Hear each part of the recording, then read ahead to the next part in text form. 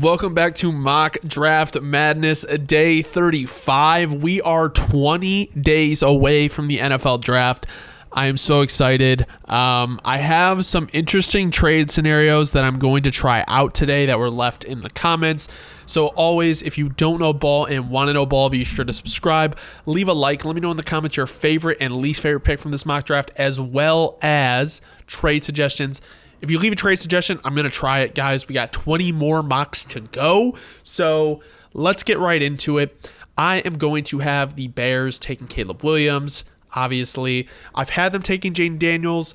There was a comment yesterday that said, he's not a lock, so I'm going to switch it up and go Drake May. I think it's probably going to be Jaden Daniels. I think Drake May should be the pick, but I'm going to switch it up. Okay, now with the Patriots on the clock, I think they are going to take Jaden Daniels.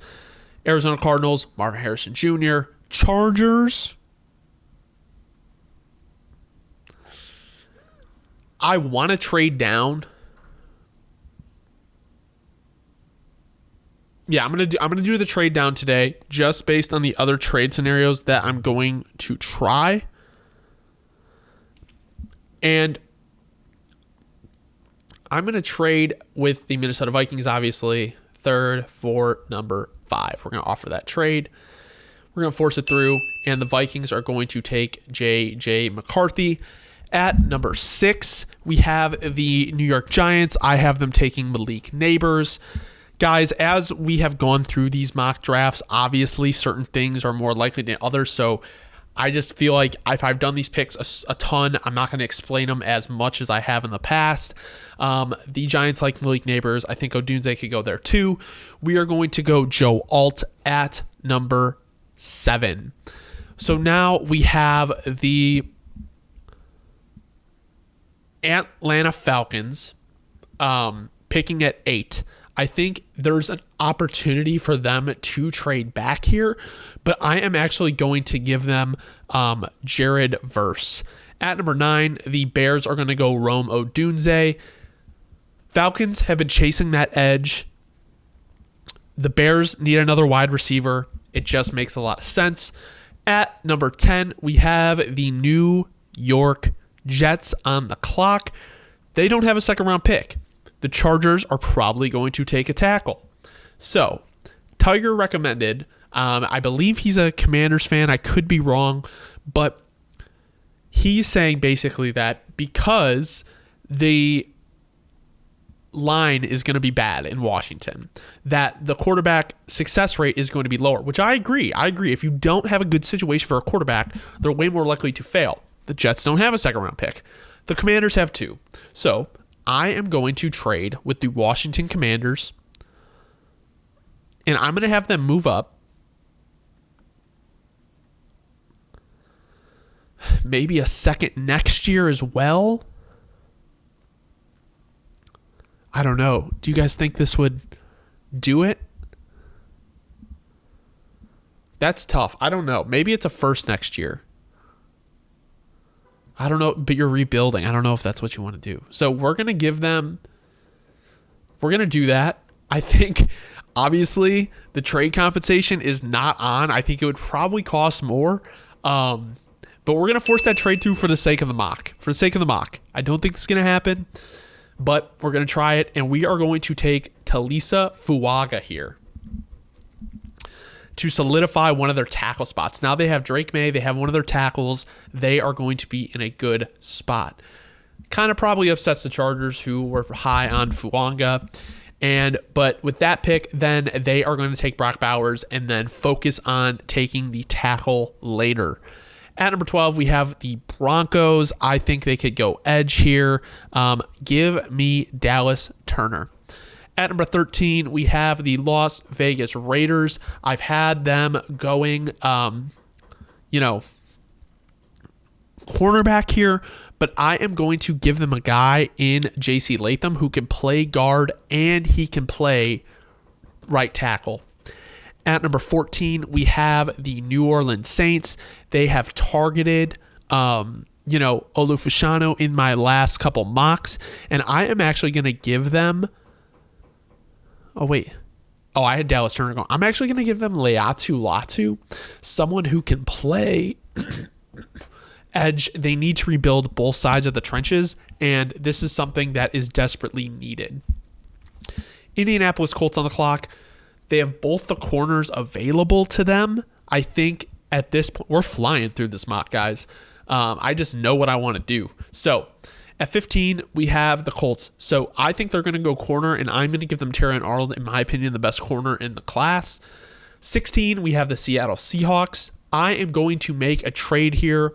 This inspired me based off Lance Zierlein's mock, which was posted earlier today. I like the idea of whoever has 23. That doesn't work actually for them, because it was the Cardinals that traded out. And let's see here. Who might want to move up and grab Olu? So, okay, here's what we're going to do. We're going to have the Steelers move up 4 spots. We're going to give them 84 because we have 98. Force that trade, and the Pittsburgh Steelers now have their bookend tackles for the next 10 years. 17, we have the Jacksonville Jaguars. They need corner badly, so I am going to give them Quinyon Mitchell. Pair him with Tyson Campbell. 18 to the Cincinnati Bengals. They need tackle. They also need defensive interior. While I like the idea of adding Amarius Mims, I think the addition of a Byron Murphy is kind of hard to pass up. I know they signed Sheldon Rankins, but if you're going to be a dominant pass rush team, you need to have a deep rotation of pass rushers and constantly be able to filter these guys in and out and rush the quarterback. They are going to have to be competing against Josh Allen, CJ Stroud, Patrick Mahomes, other players, Lamar Jackson. You are going to want to pressure these quarterbacks in order to beat them, especially the Chiefs, because nobody is beating Patrick Mahomes anytime soon. We saw it last year, and he did it with really, I don't want to say he had nobody, but he may have less than he had last year. I know they have Hollywood Brown, but I don't know if Rashee Rice is going to be there. Los Angeles Rams are on the clock at 19. I think they probably go with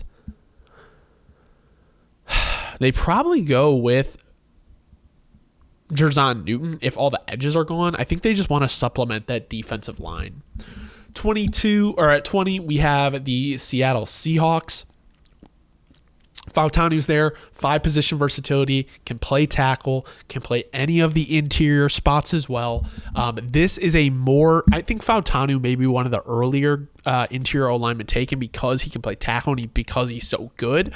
But if Fautanu's already gone and you're able to get a Graham Barton and Jackson Powers-Johnson from 20 on while also recouping draft capital, I think that's probably the way to go, because 16 is just a little rich for me in terms of any of the interior linemen here outside of Fautanu, but they're able to move back, get draft capital, and still get their guy. 21 to the Miami Dolphins. So the issue here is, none of the defensive players are there. I think they could supplement their line. I also think it is possible that, they do go with a corner. But with guys like Jackson Powers-Johnson and Graham Barton here, I think it's kind of an easy pick. I'm going to go Graham Barton because of the 5-position versatility and because Teron Armstead has had that injury history. I think Jackson Powers-Johnson could also be a good play for them. But right now, I'm going to have them taking Graham Barton.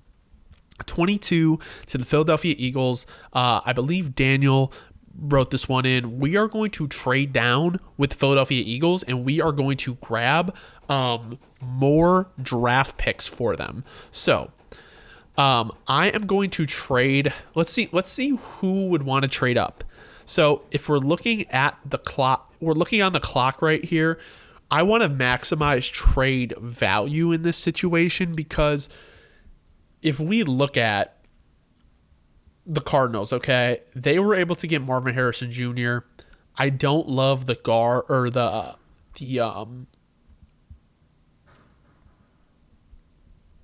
tackles here. But what we can do is I'm going to trade with the Philadelphia Eagles. I am going to give them Let's see. Or, you know what? Nah, they're not going to do that. I'm going to give them 35 for 22, and I'm also going to give them 71. So we're going to force that trade through. The Arizona Cardinals are on the clock. They are going to take Brian Thomas Jr. Don't know why I was looking for quarterback at 22. 23, they took Brock Bowers earlier. The Los Angeles Chargers definitely need they need a tackle. I also think getting a guy like a Jackson Powers-Johnson to kind of supplement that interior of the offensive line. The thing that's great about that is that they really don't have to play him at a specific position. They can play him at any of the interior spots. And they have Trey Pipkins. Yes, he's upgradable, but I don't know if you want to go with any of these guys here outside of Amarius Mims. And I don't know if Mims is going to be the right fit for the Chargers right now. He is a little injury prone, inexperienced, and probably needs to be developed. And while I think the higher upside is probably with Mims, I think Jackson Powers-Johnson can be an impact player now, and I don't see the Chargers being a team where they are going to be like, oh yeah, let's just rebuild. I think obviously they are rebuilding, but I think they want to win now, and I think Jackson Powers-Johnson gives them a little bit more of that push into that win now, which leaves the Cowboys in perfect territory to take Amarius Mims. Like I said, they need a left tackle. You can have Tyler Smith really play any of those positions. He's been good. Amarius Mims can play either side of the line. The Cowboys are known for taking kind of like home run shots, and Amarius Mims is exactly that. If he is developed into the player that you expect him to be, he is going to be quite the player for the Cowboys. At number 25, if Cooper DeJean is available for the Green Bay Packers, I think that is probably where they're going to go. Somebody who can play safety, he could play corner, next to Xavier McKinney, next to Jair Alexander, with Eric Stokes. I don't know how you feel about him, but great pick for the Packers. The Bucks do need cornerback help after dealing Carlton Davis. I do want to do something a little bit different for them because I feel like they've been kind of boring with their picks. So what I'm going to do is I'm going to give them an edge, and I'm going to give them Chop Robinson here at 26. I think they do go D-line here. If one of the top three edges are there, I think they take them, no hesitation. Or if any of the interior guys are there, even though they did take Elijah Cansey. But Chop Robinson is a good fit for the Tampa Bay defense. Now, with the Arizona Cardinals on the clock, I think it's pretty easy here. Brian Thomas Jr. and you have Marvin Harrison. Oh, I did that so wrong. But honestly, fuck it. Let's double dip. I think it's a good pick. Regardless. So I think with the talent here, let's go Nate Wiggins. You just got two wide receivers and a corner. I honestly fucked that up pretty badly. For some reason, I messed that up. But anyway, Brian Thomas Jr., Marvin Harrison Jr., Nate Wiggins, very good skill positions, and you have drastically upgraded. At number 28, well, honestly, the wide receiver room in Arizona is really barren, especially after Hollywood Brown, that it's probably not the worst idea, but they probably should have taken Chop Robinson there or Amarius Mims. That would have made a little bit more sense. At number 28, we have the Buffalo Bills on the clock. After the Stephon Diggs trade, it's hard to see them not going wide receiver here. Adonai Mitchell is the best guy left on the board. 29, Kool-Aid McKinstry is a Detroit Lion, best corner available, probably last corner on the first round tier, so it's kind of hard to pass him up. 30 to the Baltimore Ravens. So, need corner, they need wide receiver, they need edge, they need O-line. Unfortunately, Zach Frazier is a center, and they already have center. He's more of a true center, not really a guard. Chop Robinson off the board, so that makes it kind of hard. I don't love where we're at here, so I'm actually going to give them Darius Robinson, someone who can play on the edge. He can play in the interior. You can move him around. You could give him Troy Franklin. I would rather have them take the wide receiver in the second, and then they can get their interior offensive lineman in the third, which is where they're probably going to go anyway. They can move around the draft board. At number 31, we have the San Francisco 49ers. Like I said, corner I don't love here. The O-line is just kind of okay. I've gone Zach Frazier. I've gone, Tyler Guyton. I'm going to give them Jordan Morgan in this situation. At number 32, we have the Kansas City Chiefs. So, Rashee Rice is gone. Probably suspended for a little bit, if not worse. Then we have the O-line issue where you need tackle, and you also need D-line. I think D-line is not as big of a need as wide receiver or tackle is.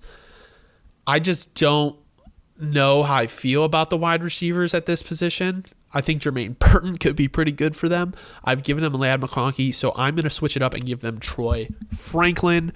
Thank you guys so much for watching. This has been You Don't Know Ball Mock Draft Madness Day 35.